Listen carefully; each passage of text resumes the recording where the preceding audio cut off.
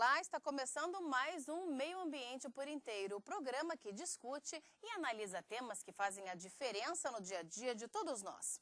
A eutanásia de animais é regulamentada pelo Conselho Federal de Medicina Veterinária. A prática só é permitida por meio de método tecnicamente aceitável e cientificamente comprovado, desde que sejam respeitados os princípios éticos. Um animal pode ser sacrificado por inúmeros motivos, dentre eles, se estiver com uma doença incurável ou se representar algum risco à saúde pública ou ao meio ambiente. O objetivo da eutanásia é reduzir o máximo possível o sofrimento animal. E a autorização, na maioria das vezes, deve ser dada pelo dono do bicho, ou seja, uma decisão difícil de ser tomada.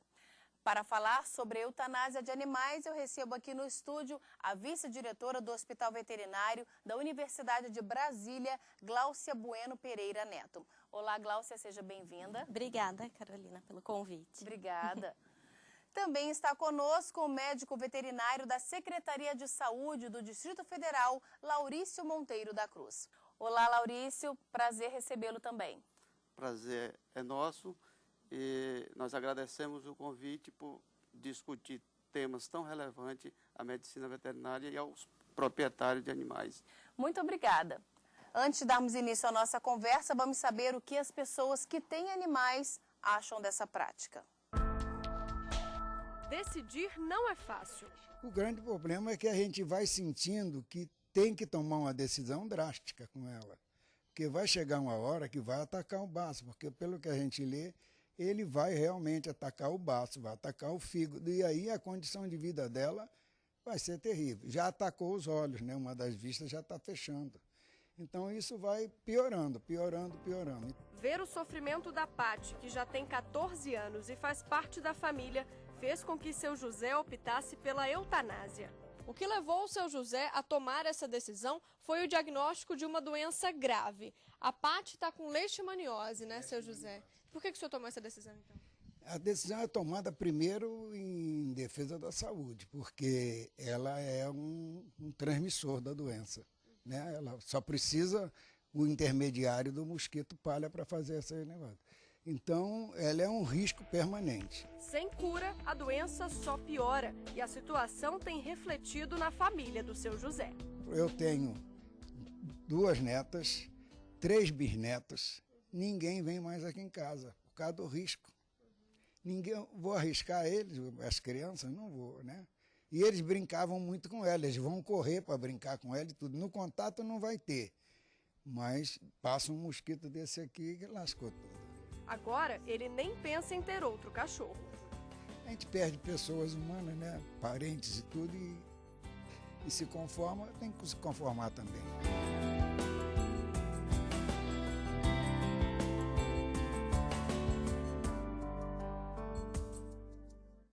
Laurício, no ano passado houve uma resolução que tratou dessa eutanásia. Fala um pouquinho sobre ela.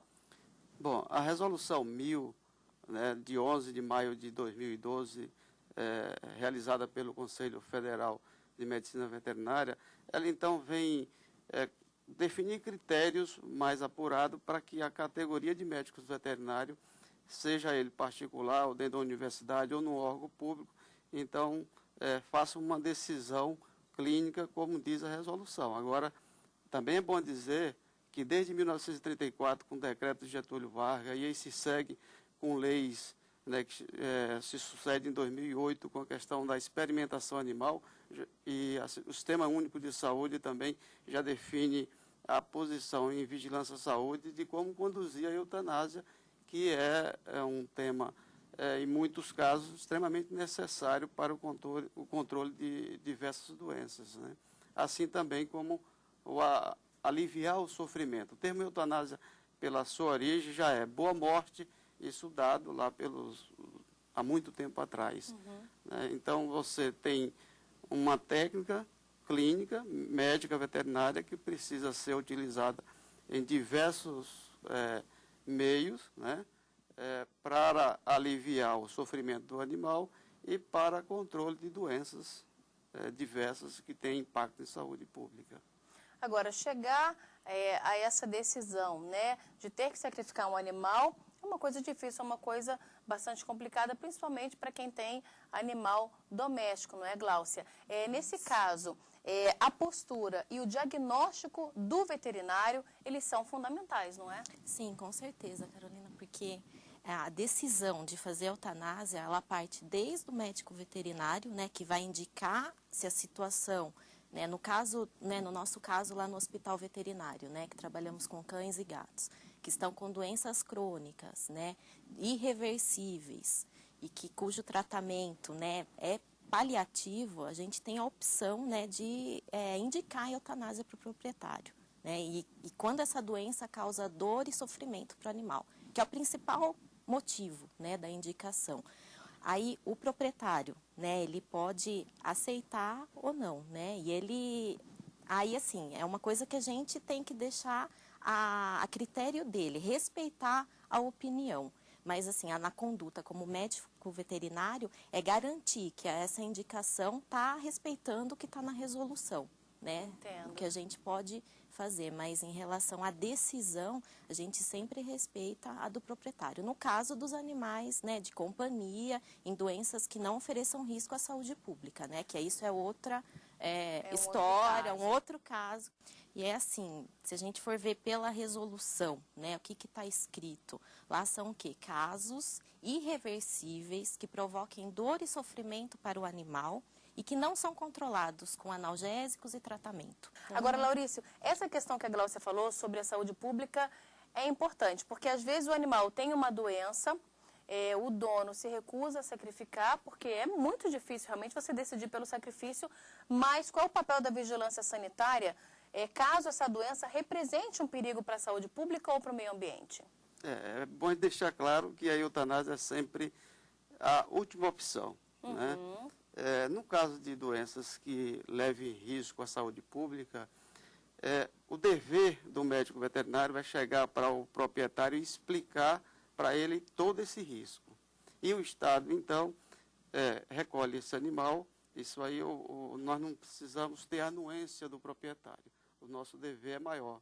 Está escrito na 8080, que é a lei do Sistema Único de Saúde. Então, nosso dever para com o proprietário é explicar para ele detalhadamente, com um diagnóstico preciso, aquele risco que está ocorrendo na saúde pública daquela doença do animal. E aí tem algumas que têm destaque, né? A leishmaniose hoje no país inteiro é uma grande preocupação, é uma doença que entrou em expansão, né? Então, num caso com diagnóstico, o nosso dever é explicar, recolher o animal e promover uma eutanásia humanitária, que é justamente você fazer ter procedimentos que dê àquele animal a ausência da consciência, relaxamento muscular e a ausência da dor. Ou seja, ele não sofre. Ele não Porque sofre. isso eu acho que a principal preocupação seria a minha, se o animal vai sofrer na hora de morrer, não é?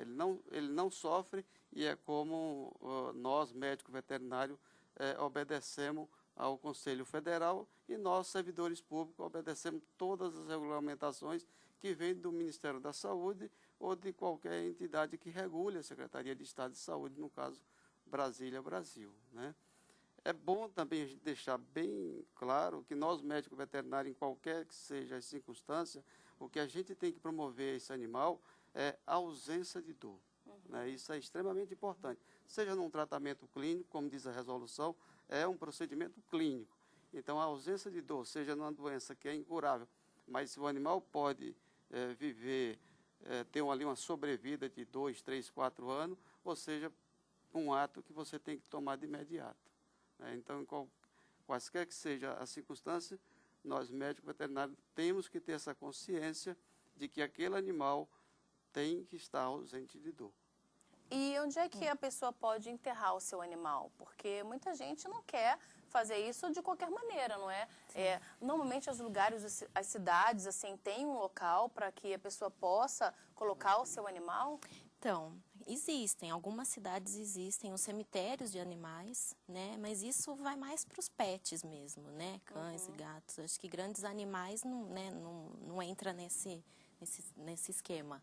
Mas existe, né, um serviço particular que é cobrado para enterrar o animal, tá?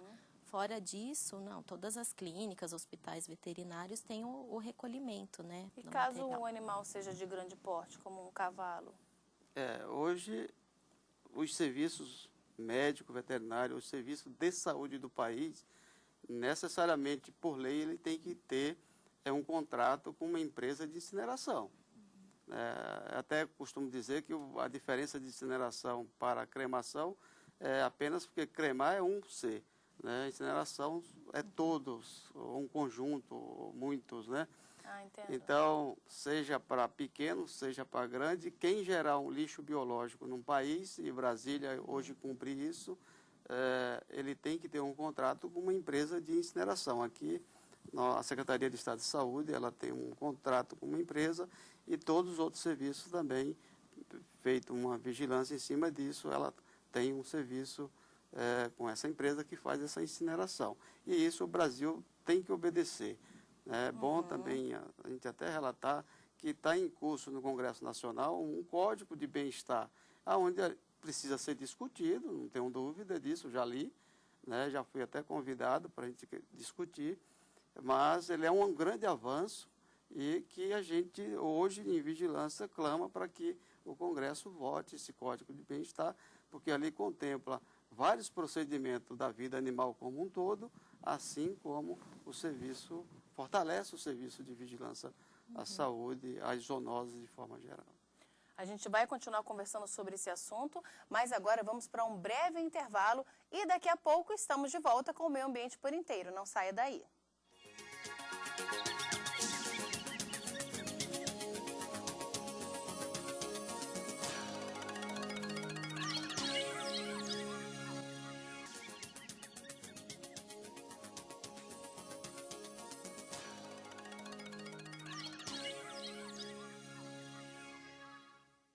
Estamos de volta com o Meio Ambiente por Inteiro, que hoje fala sobre eutanásia de animais. Participam do programa a vice-diretora do Hospital Veterinário da Universidade de Brasília, Gláucia Bueno Pereira Neto, e o médico veterinário da Secretaria de Saúde do Distrito Federal, Laurício Monteiro. Laurício, a eutanásia é uma prática que também é aplicada em animais de grande porte, não é? Em que momentos isso pode ser feito? Em animais de grande porte, aí a gente pode até classificar e ter uma divisão para que tenha um entendimento melhor.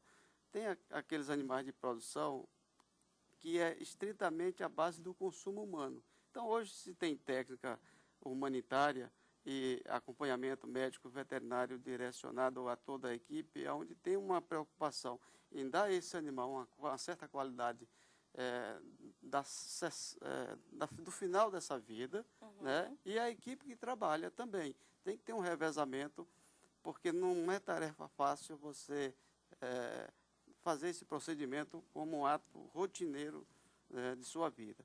Por outro lado, você também tem aqueles outros animais de grande porte, que aí entra bem a questão dos equinos, né?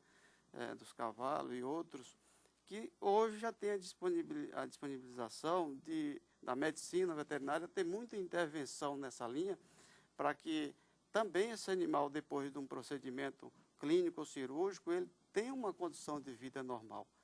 E isso cabe, infelizmente, ao mesmo procedimento quando a gente tem aquele olhar de saúde pública, porque todos os animais, na verdade, eles têm alguma doença que pode oferecer risco à saúde pública.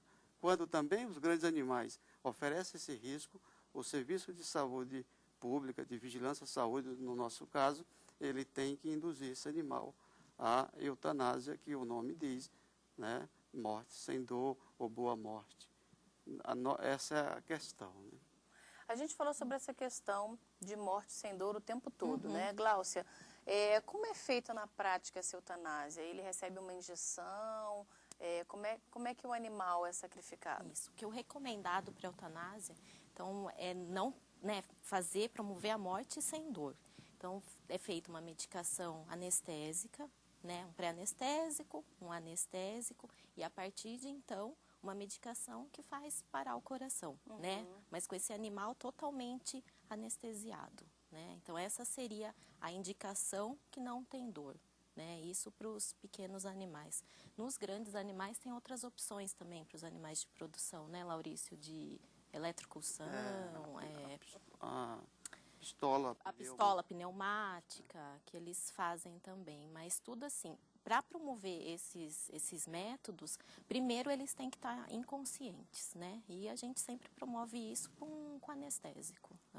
Um outro caso onde há eutanásia são quando os animais eles servem para testes em laboratório. O procedimento também de sacrificar sem dor é o mesmo, a orientação é a mesma. É a mesma, porque esses animais de laboratório que a gente considera, né, utilizado para experimentação, né, que são as cobaias, ratos, coelhos, que são criados em biotérios, destinados para isso mesmo, né, eles participam do experimento e tem, né, a finalidade do estudo muitas vezes é o que? Analisar os órgãos, né, enfim, o que foi estudado. E para isso precisa fazer eutanásia. E é da mesma forma, né, a resolução do conselho inclui também esses animais, a eutanásia desses animais pela forma ética também. Então, sem promovedor, com anestésicos, enfim, da mesma maneira que é feito, né, para os animais de companhia ou grandes animais. Quer complementar, Laurício? Eu acho que é importante a gente, né, salientar a contribuição da vida animal para a vida humana. Né? Então, nós falamos de pequenos animais, que incluem os cães, gatos, etc. Os grandes, dividimos, e os animais de experimentação, ou os animais de diagnóstico. Né? Hoje, muitos diagnósticos que servem à saúde pública, ele passa pela vida animal. Então, é um agradecimento que a saúde humana tem que fazer à saúde animal, né? E ter isso com um grande respeito, eu acho, de forma geral, em todas as circunstâncias, tanto o proprietário, tanto o ente público, seja um médico veterinário ou um servidor, quando se tratar da vida animal, tem que partir do princípio do respeito. Isso é fundamental a gente deixar essa mensagem aqui. É verdade. Só complementar uma coisa, Carolina, esses animais que são utilizados para experimentação, todo experimento antes tem que ser aprovado por um comitê de ética de bem-estar de uso animal. Então, não é qualquer, né, pessoa, né, profissional que decide fazer um experimento, pega e faz, promove eutanásia. Não, antes tem que ser aprovado pelo comitê. Entendo. E nesse projeto tem que ter toda a descrição de como vai ser feito, né, o estudo e mesmo o procedimento de eutanásia. Tá? Senão, não tem a permissão para fazer. Né? Porque como são animais que não têm um proprietário, né, que respondem, que decidem por eles, então tem que o comitê de ética que garante, né, a aprovação dessa. Isso é importante. Essa questão do diagnóstico do veterinário é bastante importante, porque assim, normalmente o que acontece? A gente leva a um médico, houve uma primeira opinião, houve uma segunda opinião. O que você recomenda quando um proprietário já houve uma primeira opinião e infelizmente aquela opinião do médico é pela eutanásia? Você acha que a pessoa deve de repente ouvir uma segunda opinião, ainda mais pessoas que são extremamente apegadas aos seus animais, ou fazer um teste? Como você disse, a eutanásia ela tem que ser a última opção? Essa questão é difícil de ser discutida. Mas o que nós temos de evidência científica, o que nós temos de comprovação científica? Uma vez feito o diagnóstico, o colega médico veterinário ele tem que se basear em muitas coisas clínicas. Seria o diagnóstico clínico, todo aquele histórico daquela doença, ter em sua mão diagnósticos laboratoriais ou radiológico e conhecer o todo. Né? Fazendo isso, ele pode partir junto com o proprietário, numa questão muito particularizada, decidir naquele momento. Claro que naquelas doenças de não impacto à saúde pública, o proprietário pode recorrer a um outro profissional, a um outro colega, e ouvir a opinião junto com aqueles exames que eles tiverem em mão, seja radiológico, seja laboratoriais ou de uma outra forma, e pedir uma segunda opinião. Isso é um direito do proprietário. Né? Agora, naquela outras circunstâncias de que existe um diagnóstico com impacto de saúde pública, nós hoje no país, a gente dá a oportunidade do proprietário, em alguns casos, de realizar exames em outro laboratório. E aí, junto com o nosso, a gente faz, então, ali uma nova análise. É preciso também a gente esclarecer que, muitas das vezes, o próprio laboratório particular ele é regulado por um órgão público, né? Então, nós que já cumprimos toda a resolução, que temos um monitoramento das fundações dentro das nossas instituições, normalmente aquilo não tem divergência. Mas a gente dá essa opção ao proprietário para cumprir num prazo mínimo de dias, para que também a saúde pública não tenha comprometimento. Entendo. E Gláucia, esse momento realmente de fazer a eutanásia fica marcado, é bastante dolorido para as pessoas que têm esses animais de estimação, não é? Como é que vocês trabalham essa questão no psicológico do dono? O que vocês indicam? Como é que vocês trabalham isso? Quando a gente recomenda, né, diante da situação, do quadro que, né, não tem mesmo a solução, a gente informa como será todo o procedimento, enfatiza se ele tem certeza realmente, né, daquela decisão que ele vai tomar, tá? Porque muitas vezes se arrependem, né? Já teve situação até, né, hoje é engraçada, né, mas no momento foi até, né, constrangedor para a gente. Durante um procedimento de eutanásia, no meio, o proprietário estava assistindo. Mandou parar. Mandou parar. E aí? E a gente ressuscitou o animal. Ai, voltou. que bom. E ele voltou. Então, assim, é constrangedor, mas ele não, o veterinário que não foi, né, foi no caso lá no hospital, foi uma das veterinárias que conversou tudo. Talvez o proprietário não demonstrou a segurança, né, total que realmente queria. E isso é uma coisa assim que a gente veterinário tem que tentar sentir, né, se realmente ele está seguro do que ele vai fazer. Tá? E muitas vezes a gente sugere que ele acompanhe o animal, se ele quiser, né, durante o procedimento, porque muitos, assim, viveram a vida inteira com o animal. Então, assim, para o animal, que a gente tem que pensar no animal também, né? Para ele, é uma segurança estar o proprietário junto. Com certeza. Né? Segurando a patinha ali e, né, esperando o momento.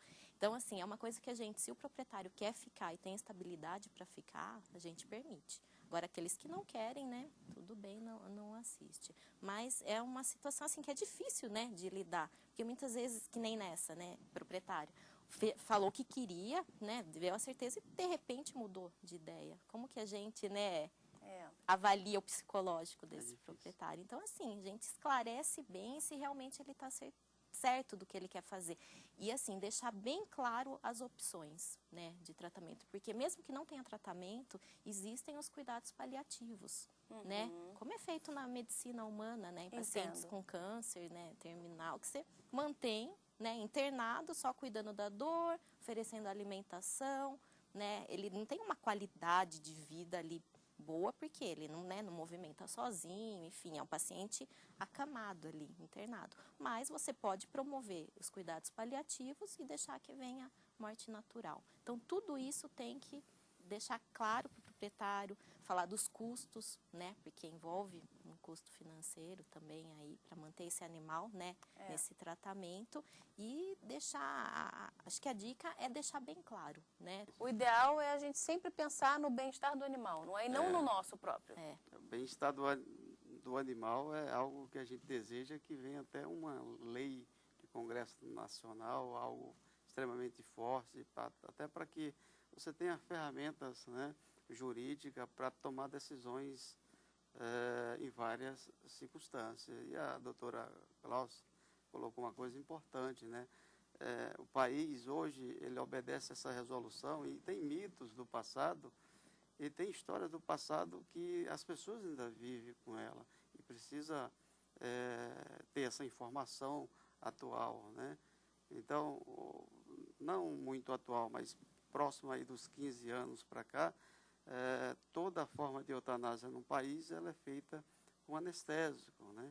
Então, seja inalatório, seja injetável, com o final da parada cardiorrespiratória com um princípio ativo,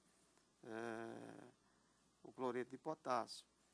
Então, isso, eu estou aproveitando esse momento para dizer duas coisas. Então, acaba-se, nesse momento, o mito das câmaras de gás, que eram existentes há 15, 20 anos atrás, né? E hoje também, em qualquer que seja o órgão particular ou público, o proprietário tem o direito de assistir à eutanásia.